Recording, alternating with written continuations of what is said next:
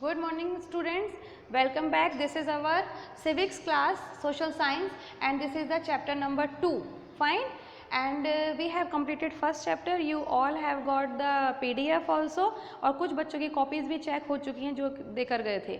तो अभी हम नेक्स्ट वीक और देखते हैं, कॉपीज़ दे दीजिए आप चेक करने के लिए, and we will give it back to you in the next week.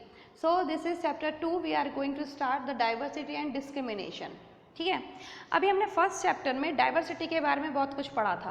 Diversity क्या होती है और वो क्यों ज़रूरी होती है, what is diversity, what is the need of diversity, what is the significance of diversity, and is there any inequality still present in the society of India and all over the world. हमने ये पढ़ा था कि क्या अभी भी हमारे देश में और पूरी दुनिया में कुछ इनइक्वलिटी प्रेजेंट है कि नहीं. हमने पढ़ा था ना इक्वलिटी और इनइक्वलिटी के बारे में. ठीक है,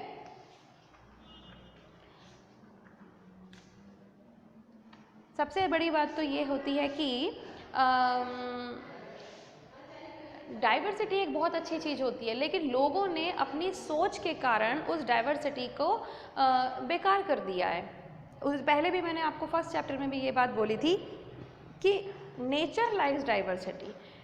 जब हमें नेचर ने ही इतनी डाइवर्सिटी प्रोवाइड की है, that's means the life is काम and happy in the diversity only, है ना. इतने तरीके भगवान को इतनी मेहनत करने की क्या ज़रूरत थी.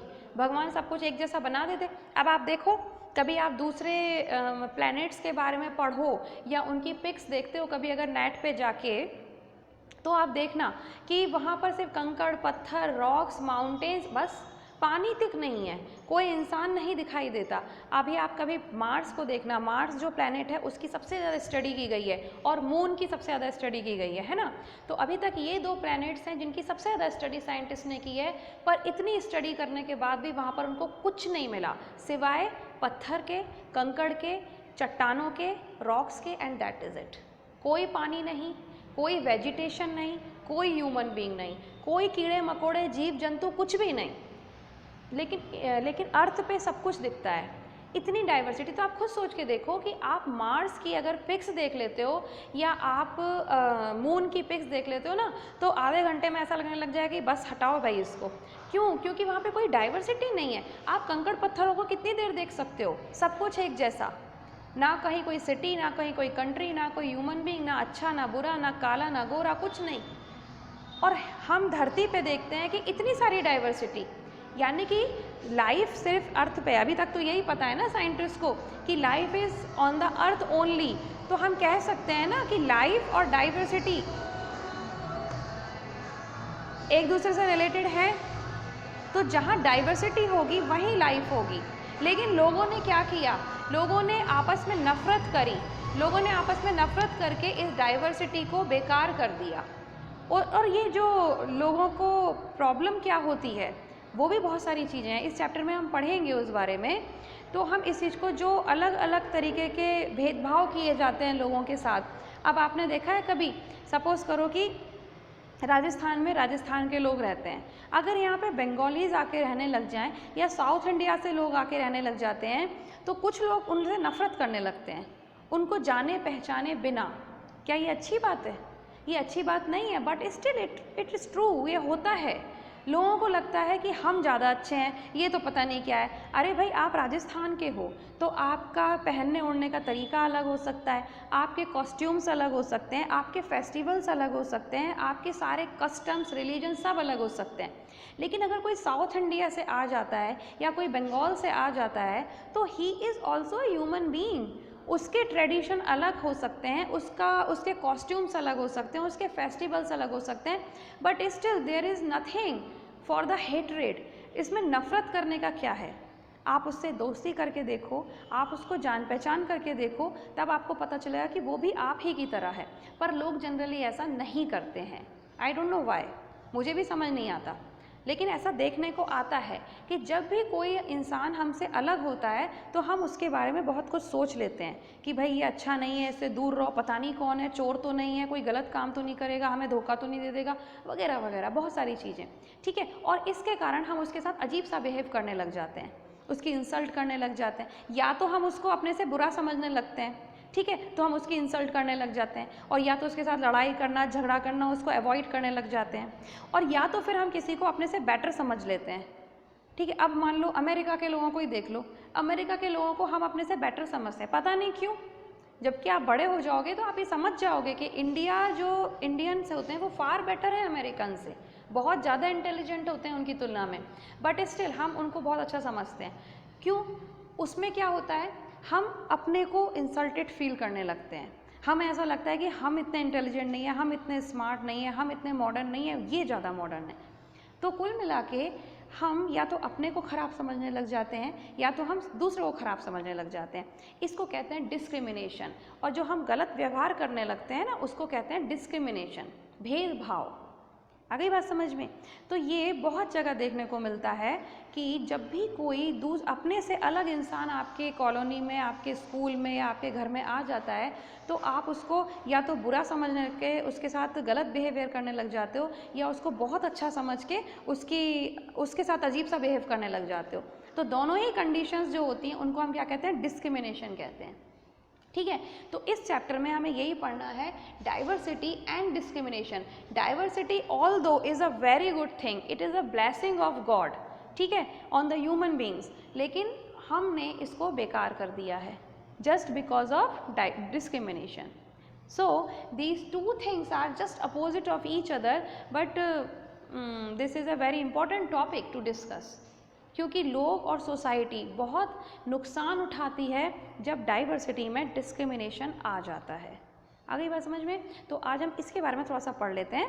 तो open your books on page number 123। We have already learned in the previous chapter that India is a land known for its diversity वगैरह वगैरह। इसमें यही लिखा हुआ, देखो सबसे पहले मैं एक एक लाइन इस बुक से नहीं पढ़ूंगी, क्योंकि जब आप क्लास में होते हो तो रीडिंग कराना अलग बात होती है।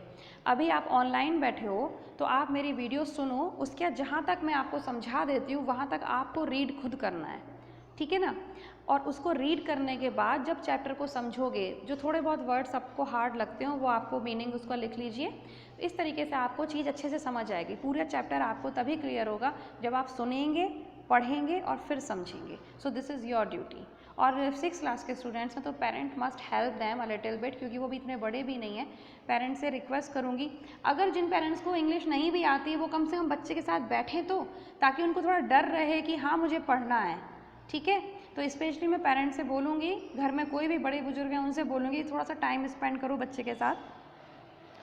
ये कह रहे हैं कि इंडिया में ऑल ओवर 8 टाइप के धर्म हैं। इतनी डाइवर्सिटी जितनी इंडिया में है उतनी और कहीं नहीं है। इंडिया में 8 मेन रिलीजन्स फॉलो किए जाते हैं। आपको पता है ये बात? फर्स्ट हिंदुइज्म, जो कि हिंदू लोग फॉलो करते हैं, हिंदू धर्म। सेकंड इस्लाम, मुस्लिम। Third Sikhism.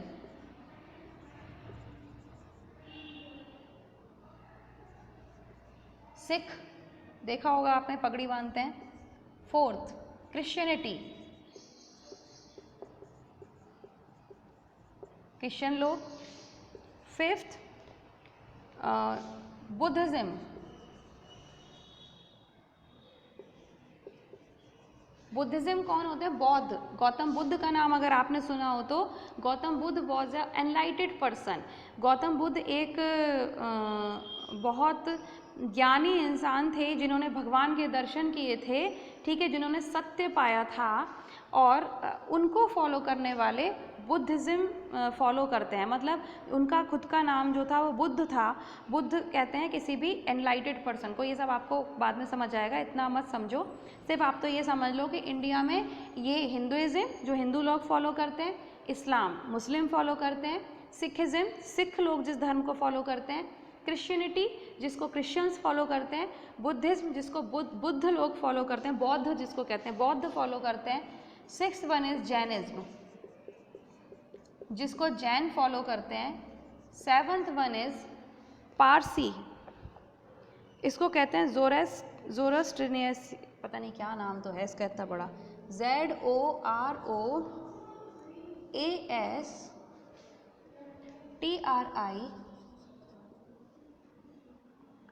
ANISM। हाँ, इसको जो यूज़ करते हैं, इसको जो फॉलो करते हैं वो होते हैं पारसी और ईरानी, ठीक है। और the last one is Judaism, GUDAISM, ठीक है। ये 8 टाइप के मेन रिलीजन्स इंडिया में हैं। अब आप खुद सोच के देखो कि कितनी डाइवर्सिटी है इंडिया के अंदर, ठीक है। अब नेक्स्ट जो टॉपिक आता है वो ये है कि when diversity becomes a evil, diversity एक बुराई कब बन जाती है। डाइवर्सिटी एक बहुत अच्छी चीज़ है, हम बहुत अच्छा फील कर सकते हैं लाइफ में, अलग अलग लोगों से पहचान करो, अलग अलग लोगों को जानो, उनके कल्चर को जानो, उनके कल्चर को एंजॉय करो। अलग अलग टाइप के फेस्टिवल्स होते हैं, अलग अलग टाइप की चीज़ें हमें जानने को मिलती हैं, कितना मज़ा आता है। मुझे तो समझ नहीं आता कि लोग बाग एक दूसरे से इतनी नफरत कैसे करते हैं। लेकिन डाइवर्सिटी जो होती है वो एक ईवल बन जाती है कब,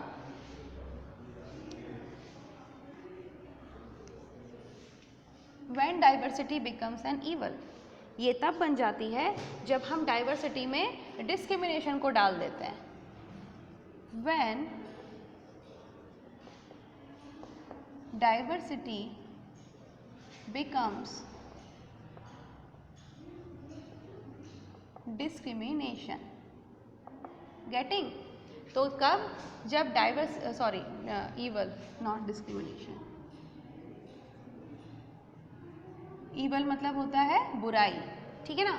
तो डाइवर्सिटी कब एक बुराई बन जाती है, जब उसमें आ जाता है डिस्क्रिमिनेशन, भेदभाव। और भेदभाव क्यों आ जाता है, 3 कारणों से आ जाता है। प्रीजुडिस,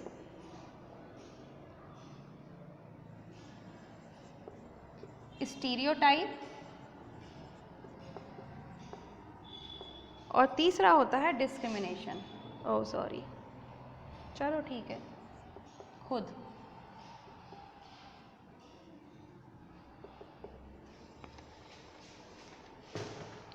डिस्क्रिमिनेशन को हमने डिस्क्रिमिनेशन अलग भी लिखा, आप कंफ्यूज मत होना, आप सिर्फ इतना समझ लो कि ये इधर मैं ईवल लिख देती हूँ, फिर आपको कंफ्यूजन नहीं होगा।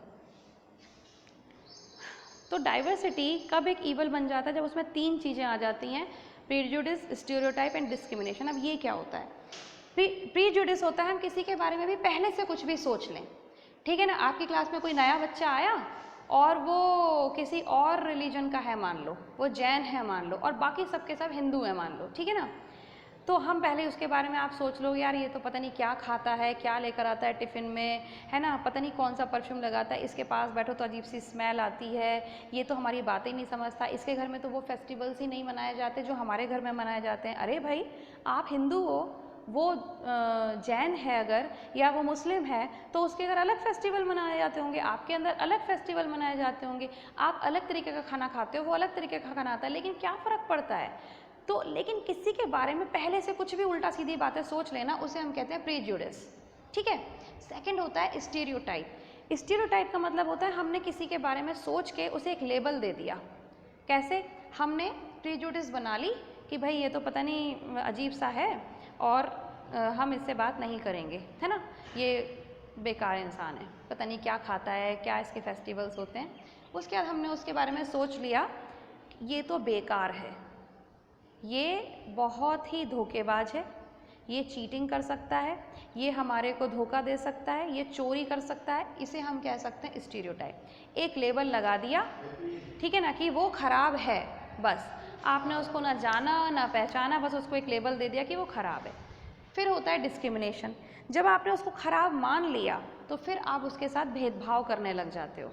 भेदभाव कैसे, भाई ये तो ख़राब है, अब ख़राब चीज़ को तो आप ख़राब की तरह ही बिहेव करोगे, आप उससे ढंग से बात नहीं करोगे, आपको जब भी मौका मिलेगा आप उसकी इंसल्ट करोगे, ठीक है, आप कुछ भी चीज़ डिस्कस करोगे तो उसे नहीं बताओगे, तो ये चीज़ हो जाती है डिस्क्रिमिनेशन।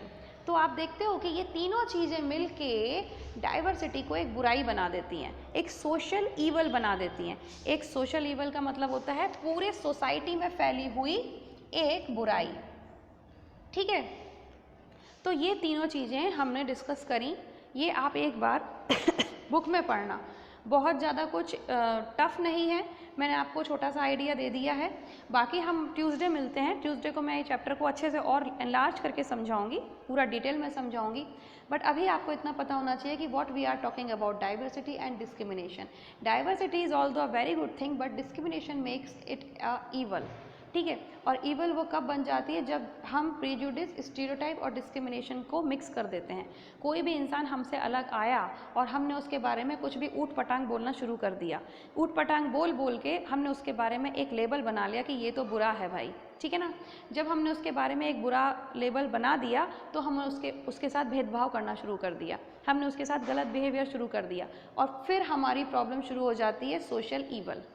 क्योंकि जिन लोगों के साथ डिस्क्रिमिनेशन किया जाता है उनको बहुत बुरा लगता है, वो ज़िंदगी से, आपसे, दुनिया से सबसे चिढ़ने लगते हैं, गुस्से में आ जाते हैं और फिर वो गलत काम करने लग जाते हैं, ठीक है। और वहाँ से शुरुआत होती है सोशल प्रॉब्लम्स की। अब हम भी सोसाइटी में रहते हैं, अगर सोसाइटी में कोई प्रॉब्लम होगी तो वो ऑब्वियसली आपको भी और होगी ना। तो इसीलिए हमेशा बच के रहना चाहिए ऐसी चीज़ों से। जब भी कोई दूसरा इंसान है, कोई अलग सा कोई इंसान आपके पास है, आपके क्लास में या आपके घर के आसपास रहने आता है, तो पहले उसके बारे में जानो, पहले उसको जानो, समझो, उसके बाद उसके बारे में डिसाइड करो कि वो डिस्क्रिमिनेशन लायक है या आपका दोस्त बनने लायक है, ठीक है। फिलहाल देखिए, अभी भी कल ईद है, मंडे को रक्षाबंधन है। बहुत से लोग ऐसे होते होंगे जो ईद वालों को पसंद नहीं करेंगे बट रक्षाबंधन वालों को पसंद नहीं करेंगे। एक मुसलमान, एक हिंदू, सबसे बड़े दुश्मन और सबसे अच्छे दोस्त। क्योंकि हिंदू और मुसलमान दो ऐसे लोग हैं जो इस इंडिया को सबसे ज़्यादा कंट्रीब्यूट करते हैं, ठीक है। लेकिन सबसे ज़्यादा झगड़े भी यही करते हैं, मालूम नहीं क्यों। भाई मैं अपना बता रही हूँ कि मैं तो ईद में भी खीर खा के आती हूँ, रक्षाबंधन तो मनाती हूँ। So try to understand the diversity, try to enjoy the diversity and try to enjoy the Eid as well as the Raksha Bandhan also. So up to that time, stay happy, stay calm and cool. Okay, we will meet on Tuesday. Up to that time, bye bye.